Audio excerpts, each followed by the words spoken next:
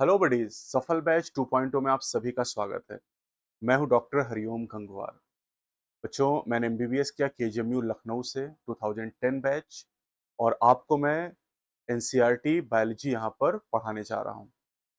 तो हमारे पास जो एनसीईआरटी है, इस एनसीईआरटी में टोटल 10 यूनिट्स हैं और इन 10 यूनिट में 32 चैप्टर्स को डिवाइड किया गया है।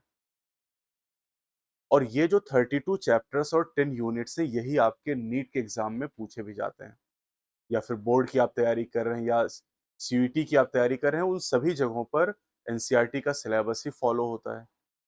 तो हम उसी एनसीईआरटी को बेहतरीन तरीके से यहाँ पर पढ़ने जा रहे हैं। एक एक लाइन, क्वेश्चन की प्रैक्टिस, हर एक कॉन्सेप्ट को हम लोग अच्छी तरीके से यहाँ पर सीखने वाले हैं।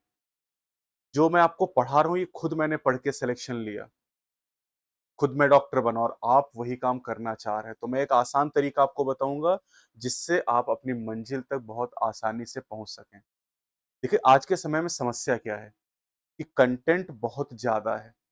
आप कहीं भी यूट्यूब पर या किसी भी जगह पर आप देखेंगे, बहुत सारे टीचर, लाखों टीचर पढ़ा रहे हैं बायोलॉजी, लेकिन कोई एनसीईआरटी को कवर नहीं कर रहा है, या फिर एनसीईआरटी से वो कम पढ़ा रहे हैं या एनसीईआरटी से ज़्यादा पढ़ा दे रहे हैं, इतना ज़्यादा कि आप कवर ही नहीं कर पा रहे हैं। और उसकी ज़रूरत भी नहीं है, क्योंकि एनसीईआरटी के बाहर से कोई सवाल नीट में पूछा नहीं जा रहा है।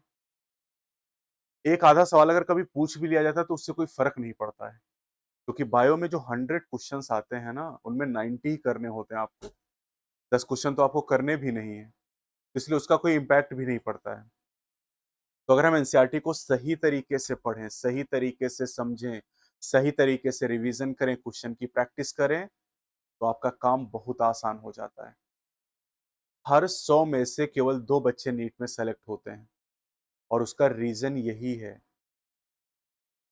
कि जो बच्चा सही तरीके से एनसीईआरटी को कवर करता है, सही तरीके से पढ़ता है, वो सेलेक्ट हो जाता है।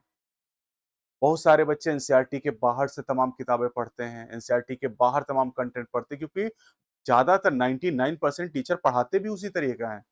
क्योंकि 99% टीचर ही ऐसे जो खुद सेलेक्टेड नहीं है, या तो उन्होंने कभी एग्ज़ाम दिया नहीं है, या एग्ज़ाम दिया तो सेलेक्ट नहीं हो पाए, डॉक्टर नहीं बन पाए, और वो आपको पढ़ाते हैं कि डॉक्टर कैसे बने, एग्ज़ाम में क्या करें। उनको खुद कोई आइडिया नहीं है। वो एग्ज़ाम में कभी नहीं बैठे, वो आपको बताएँगे कि क्या करना है। तो ऐसे लोगों से प्लीज़ दूर रहें एकदम, और जैसे मैं बता रहा हूँ, केवल इस तरीके को आप फ़ॉलो करें, क्योंकि यही तरीका मैंने भी फ़ॉलो किया और इसी तरीके से मैं भी डॉक्टर बना, और मेरे पढ़ाए हुए हज़ारों बच्चे जो डॉक्टर बने हैं, वो इसी मेथड से बने हैं।